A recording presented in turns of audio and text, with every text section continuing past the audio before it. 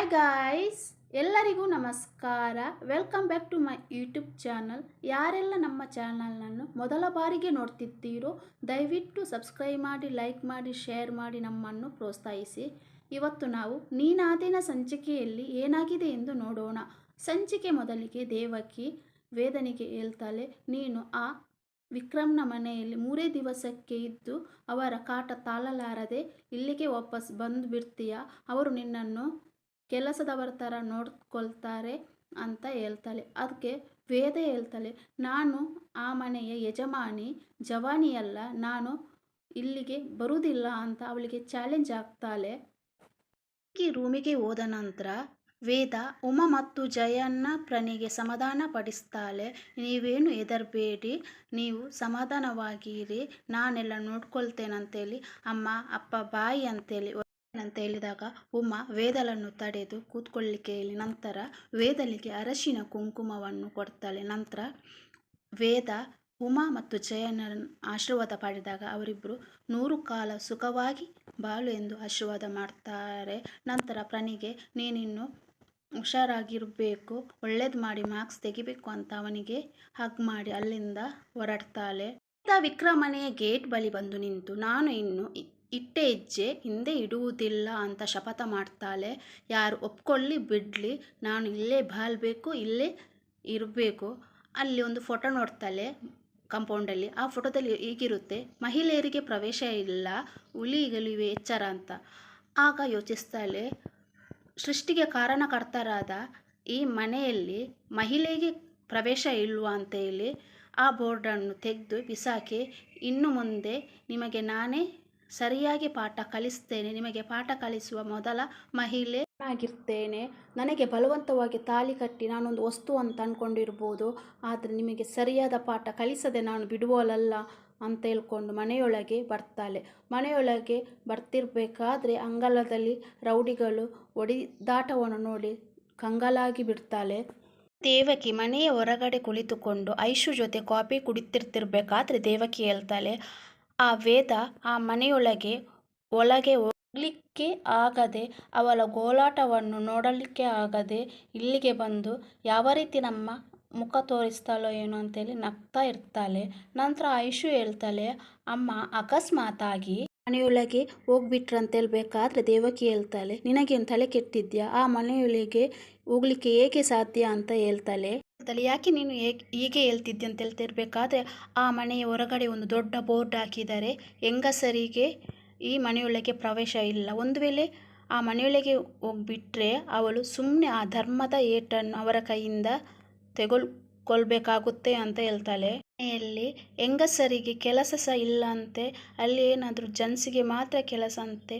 ಒಂದು ವೇಳೆ ಅವಳು ಆ ಮನೆಯಲ್ಲಿಗೆ ಹೋದರೆ ಡೆಡ್ ಬಾಡಿಯಾಗಿ ಹೊರಗೆ ಬರುವುದು ಅಂತ ಐಶು ಜೊತೆ ಮಾತಾಡ್ತಾಳೆ.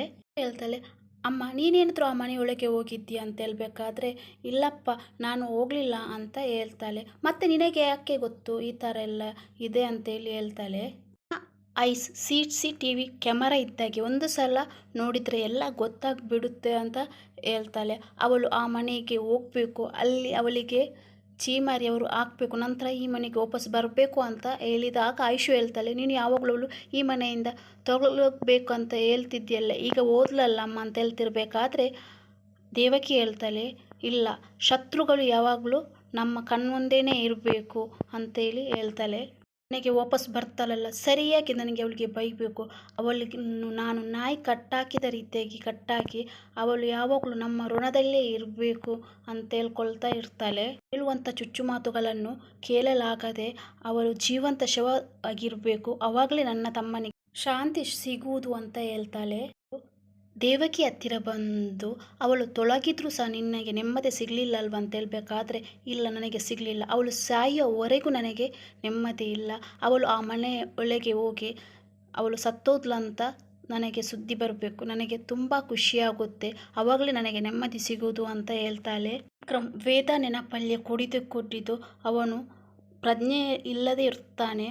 ಆಗ ಬಾಲ ಮತ್ತು ಮುನ್ನ ಬಂದು ನೋಡು ಈ ಅಣ್ಣನ ಸ್ಥಿತಿಯನ್ನು ಇವಾಗ ನಮಗೆ ನೋಡಲಿಕ್ಕೆ ಆಗ್ತಿಲ್ಲ, ವೇದಳಿಗೆ ನನ್ನಿಂದಾಗಿ ಅನ್ಯಾಯ ಆಗಿದೆ ಅಂದ್ಕೊಂಡು ಅಣ್ಣ ಈ ರೀತಿಯಲ್ಲಿ ಇದ್ದಾನೆ, ವೀರಣ್ಣನಿಗೆ ಡೌಟ್ ಬಂದಿದೆ ಅಂತ ಬಾಲ ಹೇಳ್ತಿರ್ಬೇಕಾದ್ರೆ ಮುನ್ನೆ ಹೇಳ್ತಾನೆ, ಪೊಪ್ಪನಿಗೆ ವಿಷಯ ಗೊತ್ತಾಗೋದು ಹೇಗೆ, ಗೊತ್ತಾದ ನಂತರ ಯಾವ ರೀತಿ ರಿಯಾಕ್ಷನ್ ಮಾಡ್ತಾರೋ ಎನ್ನುವ ಭಯ ಕಾಡ್ತಿದೆ ಅಂತ ಹೇಳ್ತಾನೆ. ದಾಮೋದರ್ ಮತ್ತು ವೀರ ಮಹಡಿ ಮೇಲಿಂದ ಕೆಳಗೆ ಬರ್ತಿರ್ತಾರೆ. ನಂತರ ವಿಕ್ರಮ್ನನ್ನು ನೋಡಿ ದಾಮೋದರ್ ಅವನ ಬಳಿಗೆ ಬಂದು, ನೀನು ಏನು ಮಾಡ್ತಾ ಇದ್ದೀಯಾ ವಿಕ್ರಮ್ನಿಗೆ ಪ್ರಶ್ನಿಸುತ್ತಾರೆ. ವಿಕ್ರಮ್ ಪಪ್ಪ ಅಂತ ಹೇಳ್ತಿರ್ಬೇಕಾದ್ರೆ, ನೀನು ಸುಮ್ಮನಿರು, ನಿನಗೊಂದು ಸಣ್ಣ ಡೀಲ್ ಕೊಟ್ಟರು ಸಹ ಅದನ್ನು ಸರಿಯಾಗಿ ನಿಭಾಯಿಸಲಿಕ್ಕೆ ಆಗ್ತಿಲ್ಲ, ಏನು ಮಾಡ್ತಿದ್ಯಾ, ನಿನಗೇನಾಗಿದೆ ಅಂತ ಹೇಳ್ತಾನೆ. ಆಗ ವೀರ ಹೇಳ್ತಾನೆ, ಅಪ್ಪ ಅವನೇನು ಲವ್ ಗಿವ್ ಅಂತ ಹೃದಯನ ಹಾಳು ಮಾಡ್ಕೊಂಡಿದ್ದಾನೆ ಅಂತ ಅನಿಸ್ತೈತೆ ಅವನನ್ನು ನೋಡಿದ್ರೆ ಅಂತ ಹೇಳ್ತಾನೆ. ಮೋದರಿ ಹೇಳ್ತಾನೆ, ಲವ್ ಗಿವ್ ಅಂತ ಹೇಳಿ ಹೋದ್ರೆ ನಿನ್ನನ್ನು ಬಿಡ್ತೇನೆ, ಜನರು ನಮ್ಮನ್ನು ದಾರಿಯಲ್ಲಿ ನೋಡ್ತಿರ್ಬೇಕಾದ್ರೆ ಎದುರು ಬಿಡ್ತಾರೆ, ಹಾಗೆ ಅವರು ನಮ್ಮನ್ನು ನಗುವಾಗೆ ಮಾಡಬೇಡ, ಏನಾದರೂ ಮಾಡಿದರೆ ನಿನ್ನನ್ನು ನಾನು ಮಗ ಅಂತ ನೋಡಲ್ಲ, ಕೊಂದ್ಬಿಡ್ತೇನೆ ಅಂತೇಳಿ ಗದರಿಸ್ತಾನೆ. ಬೇರೆ ಹೇಳ್ತಾನೆ, ಲವ್ ಮಾಡುವವರಿಗೆ ನಿಮ್ಮದು ಆರಾಟ ಚೀರಾಟ ಏನ ಆದರೂ ಸಹ ಗೊತ್ತಾಗಲ್ಲ, ಅವರು ಏನಾದರೂ ಅವರ ಮನೆ ಮುಂದೆ ಹೋಗಿ ಕೂತ್ಕೊಳ್ಳೋದು, ಲವ್ ಲೆಟರ್ ಬರೆಯೋದು ಎಲ್ಲ ನಡೀತಾ ಇದೆ ಅಂತ ಹೇಳ್ತಿರ್ಬೇಕಾದ್ರೆ ದಾಮೋದರ್ ವಿಕ್ರಮ್ನನ್ನೇ ನೋಡ್ತಾನೆ. ದಾಮೋದರ್ ವಿಕ್ರಮ್ನ ಬಳಿ ಬಂದು ಅವನ ಕೋಲರ್ ಪಟ್ಟಿ ಹಿಡಿದು ಅವನು ಹೇಳ್ತಿರೋದು ನಿಜಾನ ಅಂತ ಅವನನ್ನು ಗದರಿಸ್ತಾ ಇರಬೇಕಾದ್ರೆ ಮನೆಯ ಹೊರಗಡೆಯಿಂದ ಒಂದು ಸೌಂಡ್ ಬರುತ್ತೆ. ನಾನು ಹೇಳ್ತೀನಿ ಅಂತ ಹೇಳಿದಾಗ ದಾಮೋದರ್ ಹಿಂದೆ ತಿರುಗಿ ನೋಡಿದಾಗ ಅಲ್ಲಿ ವೇದ ಇರ್ತಾಳೆ. ವಿಕ್ರಮ್ ಅದು ಯಾರಂತ ಕಣ್ಣು ಮಿಟಕಿಸಿ ನೋಡ್ತಾ ಇರ್ತಾನೆ. ಬಾಲ ಮತ್ತು ಮುನ್ನ ಭಯದಿಂದ ಒಮ್ಮೆಲೆ ನಿಂತಲ್ಲಿಯೇ ಸ್ಟ್ಯಾಚು ಆಗಿಬಿಡ್ತಾರೆ. ದಾಮೋದರ್ ಕೋಪದಿಂದ ವೇದ ಬಳಿಗೆ ಬರ್ತಾನೆ.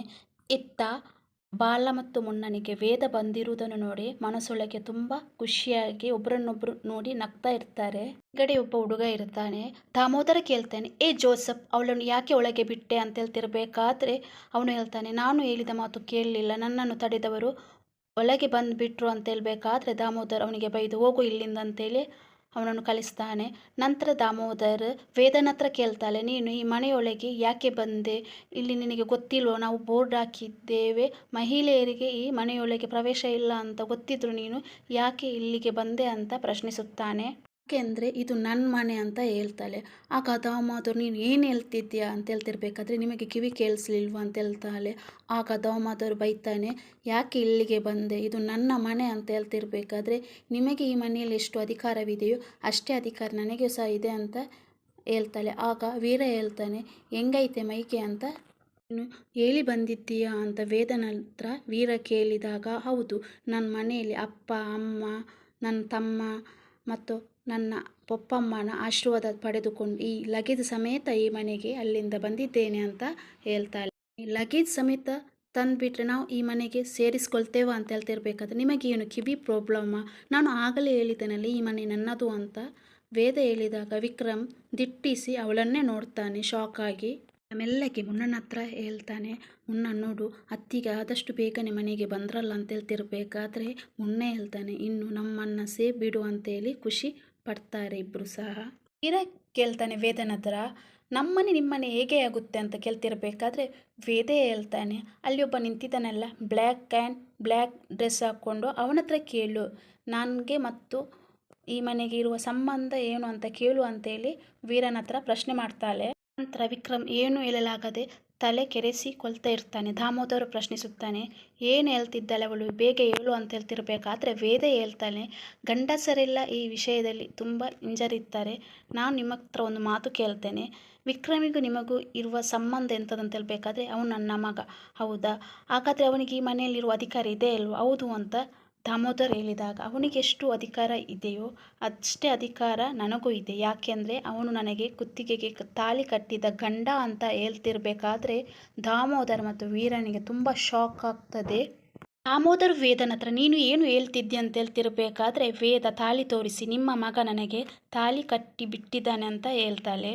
ವೇದನ ಹತ್ರ ಏನಂದೆ ಅಂತ ಹೇಳ್ತಿರ್ಬೇಕಾದ್ರೆ ವೇದ ಹೇಳ್ತಾಳೆ, ನನಗೂ ಮತ್ತು ನಿಮ್ಮ ಮಗನಿಗೂ ಮದುವೆಯಾಗಿದ್ದೆ, ನಾನು ಈ ಮನೆಯ ಸೊಸೆ, ಇನ್ನು ಮುಂದೆ ನಾನು ಸಹ ಈ ಮನೆಯಲ್ಲಿ ನಿಮ್ಮ ಮಗನ ಜೊತೆನೇ ಇರ್ತೇನೆ ಅಂತ ಹೇಳಿದೆ ಅಂತ ಹೇಳ್ತಾಳೆ. ದಾಮೋದರ್ ಕೋಪದಿಂದ ವಿಕ್ರಮ್ನ ಬಳಿ ಬಂದು, ವಿಕ್ರಮ್ ಅವಳು ಏನು ಹೇಳ್ತಿದ್ದಾಳೆ, ಅವಳು ಹೇಳುವುದೆಲ್ಲ ಸುಳ್ಳು ತಾನೆ ಅಂತ ಹೇಳ್ತಿರ್ಬೇಕಾದ್ರೆ ವಿಕ್ರಮ್ ಹೇಳ್ತಾನೆ, ಇಲ್ಲಪ್ಪ ಅವಳು ಹೇಳ್ತಿರುವುದು ನಿಜವಾಗಿ ಇದೆ, ನಾನು ಅವಳಿಗೆ ತಾಳಿ ಕಟ್ಟಿದ್ದೇನೆ ಅಂತ ಹೇಳ್ತಿರ್ಬೇಕಾದ್ರೆ ದಾಮೋದರಿಗೆ ಕೋಪ ಬಂದು ಒಂದು ಏಟು ಕೊಡೋಣ ಅಂತೇಳಿ ಕೈ ಎತ್ತುತ್ತಾನೆ. ನಂತರ ಅಲ್ಲಿಗೆ ಸ್ಟ್ರಕ್ ಆಗಿ ನಿಂತು ಬಿಡ್ತಾನೆ. ಆದರೂ ಹೇಳ್ತಾನೆ, ಇಷ್ಟು ವರ್ಷ ನಿನಗೆ ಗೊತ್ತುಂಟಲ್ಲ, ಈ ಮನೆಯೊಳಗೆ ಹೆಂಗಸರಿಗೆ ಪ್ರವೇಶ ಇಲ್ಲ ಅಂತ ಗೊತ್ತಿದ್ರು ನೀನು ಯಾಕೆ ಈ ಥರ ಮಾಡಿದೆ ಅಂತ ಹೇಳ್ತಿರ್ಬೇಕಾದ್ರೆ ವಿಕ್ರಮ್ ಹೇಳ್ತಾನೆ, ಪಪ್ಪ ಅದು ಆಕಸ್ಮಿಕ ಅಂತ ಹೇಳ್ತಾನೆ. ಇದೇ ಹೇಳ್ತಾನಲ್ಲೇ, ಇಲ್ಲ ಇದು ಆಕಸ್ಮಿಕನೇ.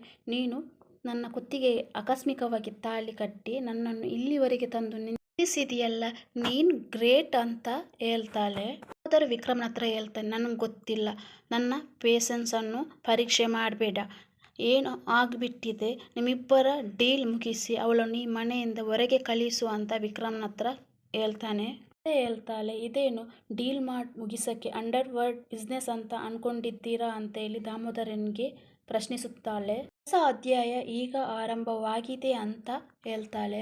ವೇದ ಲಗೇಜ್ ಇಟ್ಕೊಂಡು ಮನೆಯೊಳಗೆ ಕಾಲಿಡಬೇಕು ಅನ್ನುವಷ್ಟರಲ್ಲೇ ವೀರ ಅವಳನ್ನು ತಡೆದು, ಏನು ಸಿನಿಮಾ ಅಂತ ಅಂದ್ಕೊಂಡಿದ್ಯಾ, ಅವನು ನಿನಗೆ ತಾಳಿ ಕಟ್ಬಿಟ್ಟಂತೆ, ನೀನು ಮನೆಗೆ ಒಳಗೆ ಹೇಗೆ ಬರ್ತಿದ್ಯಾ, ಏನು ಸಾಕ್ಷಿ ಇದೆ ಅಂತ ಹೇಳ್ಬೇಕಾದ್ರೆ ವೇದ ಹೇಳ್ತಾಳೆ, ಇಡೀ ಮಂಗಳೂರೇ ಸಾಕ್ಷಿ ಇದೆ ಅಂತ. ಬ್ಲ್ಯಾಕ್ ಆ್ಯಂಡ್ ಬ್ಲ್ಯಾಕ್ ತಾಳಿ ಕಟ್ಟಿರುವುದನ್ನು ಕೆಲವರು ವಿಡಿಯೋ ಮಾಡಿ ಬಿಟ್ಟಿದ್ದಾರೆ ಅಂತ ಹೇಳ್ತಾಳೆ. ನೋಡಿ, ಇನ್ಸ್ಟಾಗ್ರಾಮ್, ಫೇಸ್ಬುಕ್ ಎಲ್ಲದರಲ್ಲೂ ಬಂದಿದೆ, ವಾಟ್ಸಪ್ಪಲ್ಲೆಲ್ಲ, ನೀವು ಸ್ವಲ್ಪ ನೋಡಿ, ನಿಮ್ಮದ್ರಲ್ಲೂ ಸಹ ಬಂದಿರ್ಬೋದಂತ ಹೇಳ್ತಾಳೆ. ಹೋದರೆ ವಿಕ್ರಮ್ನ ಹತ್ರ ಹೇಳ್ತಾನೆ, ನೀನಾಗಿ ಅವಳನ್ನು ಮನೆಯಿಂದ ಹೊರಗೆ ಕಳಿಸ್ತೀಯೋ ಅಥವಾ ನಾನು ಹುಡುಗರನ್ನು ಕಳಿಸ್ಲೋ ಅಂತ ಹೇಳ್ತಿರ್ಬೇಕಾದ್ರೆ ವಿಕ್ರಮ್ ಹೇಳ್ತಾನೆ, ಅವಳು ಎಲ್ಲಿಗೆ ಹೋಗಲ್ಲ ಪಪ್ಪ, ಅವಳು ಇಲ್ಲೇ ಇರ್ತಾಳೆ ಅಂತ ಹೇಳ್ತಾನೆ. ಮೋದರ್ ವಿಕ್ರಮ್ನ ಕಾಲರ್ ಪಟ್ಟಿ ಹಿಡಿದು, ನೀನು ಏನು ಮಾತಾಡ್ತಿದ್ದೀಯಾ ಅಂತ ಪ್ರಶ್ನಿಸುತ್ತಾನೆ. ಆಗ ವಿಕ್ರಮ್ ಹೇಳ್ತಾನೆ, ನಾನು ಅವಳಿಗೆ ತಾಳಿ ಕಟ್ಟಿದ್ದೇನೆ, ಅವಳು ಇನ್ನು ಮುಂದೆ ಇಲ್ಲೇ ಇರ್ತಾಳೆ ಅಂತ ಹೇಳ್ತಾನೆ. ಮುನ್ನನಿಗೆ ತುಂಬ ಖುಷಿಯಾಗುತ್ತೆ. ಒಳಗೊಳಗೆ ಇಬ್ಬರು ನಗ್ತಾ ಇರ್ತಾರೆ. ನಂತರ ವೇದ ಸಹ ಮುಗುಳು ನಗ್ತಾ ಇರ್ತಾರೆ.